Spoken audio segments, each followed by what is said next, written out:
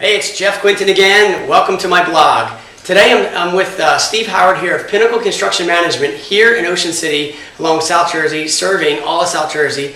And Steve is a builder, contractor, general contractor, and also a developer, here to share with you some thoughts and ideas about the 5 typical questions to ask when hiring a prospective contractor, or what questions we should ask when hiring the right builder. So, Steve, welcome to my blog. I appreciate taking the time to be here. I'm happy to be here, Jeff. So, we always hear about all these nightmares regarding, hiring the right builder and who is the right one to choose, and etc. So, today I'm here to share a few thoughts and some questions to ask one of our premier and most preferred contractors we work with.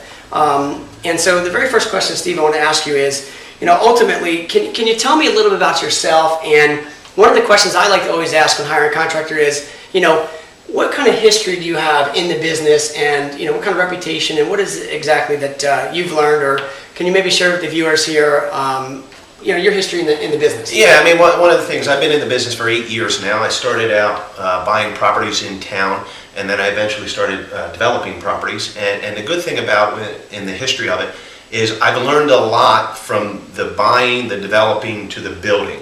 So I take a lot of the different development aspects that I have and I bring it into the building component. So the good thing of being involved in such a long time, in a sense, is that I've had my feel for everything. So there's not much out there that I get myself involved in the building business that I'm not aware of or I don't have some insight on. Got it. So yeah, I feel fortunate that I've had my hands in various things outside of just doing for a sense of just contracting work. Got it. And so the history also, I know that you not only done a lot of development, but you also ran a previous construction company for many years before actually opening your own. That's exactly right. Yeah, I've been involved in it. So if it's project management, if it's finance, if it's leadership, if it's working a schedule, if it's working with subcontractors, I've had my hands in all aspects of it, which is very beneficial for me and gave me a great foundational basis to start my own company. Okay, terrific.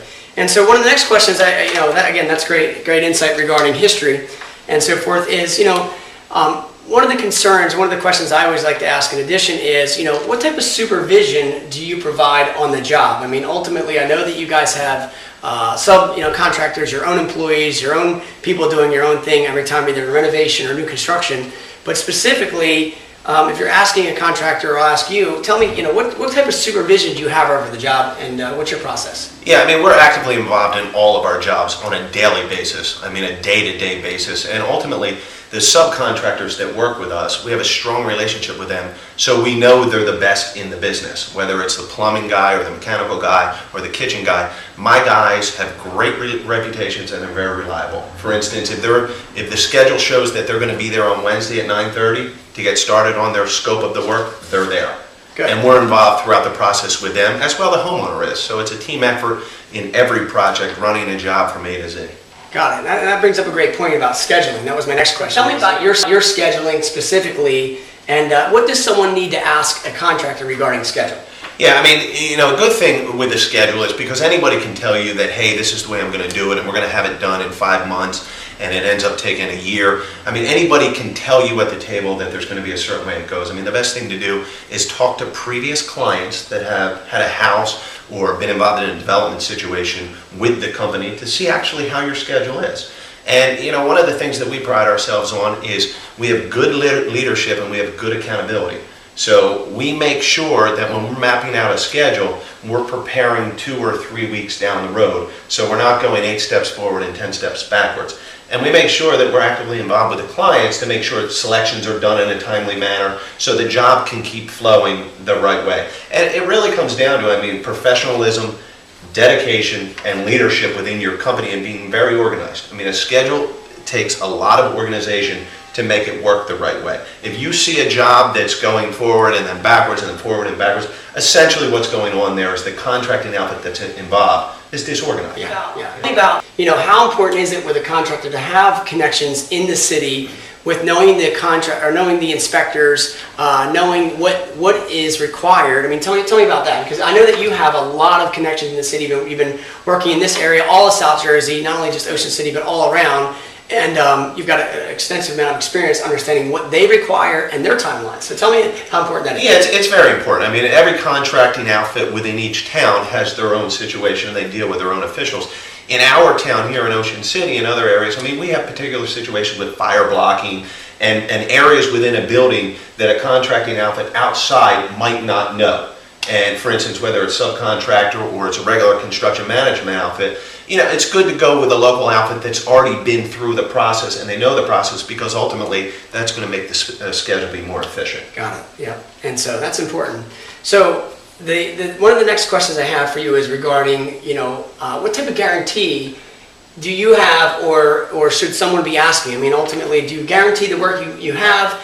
If you do you stand behind it? And what kind of time frame do you stand behind the work? And you know, ultimately, tell me a little bit about you know, guarantees. Yeah, I mean, guarantees. We ultimately, you know, my outfit and every outfit should have. You should have obviously do the permit process. You should have the regular insurances, workers' comp, and general liability. You should be part of a home warranting program, whether it's with the state or with a private outfit.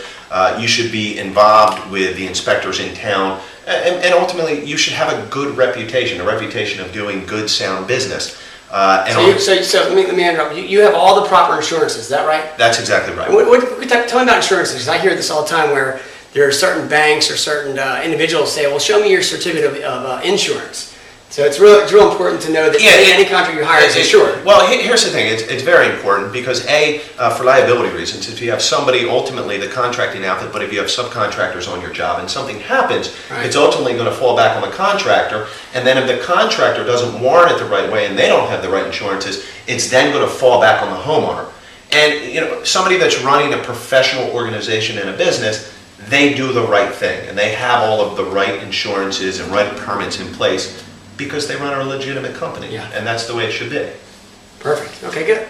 And so, you know, as far as you know, the bottom line on pricing, you know, you always hear about, okay, so the contractor came in, did the job, and next thing you know, they gave a quote, they gave an estimate. You know, we've always heard this where you get an estimate of $5,000 for a renovation job or a kitchen or a bathroom, wherever it may be. They come in and do the work. Next thing you know, they're nickel and diming you, and then the $5,000 job, which the bottom line, becomes $10,000. So tell me about, you know, how you estimate and make sure that the bottom line price is going to be the bottom line price. Yeah, I mean, you should be very concerned. If you meet with somebody, if for instance, if a client meets with a builder and it's very rushed and it's very, we don't need to go through stuff, I know what you want, here's the price, we're going to make it happen.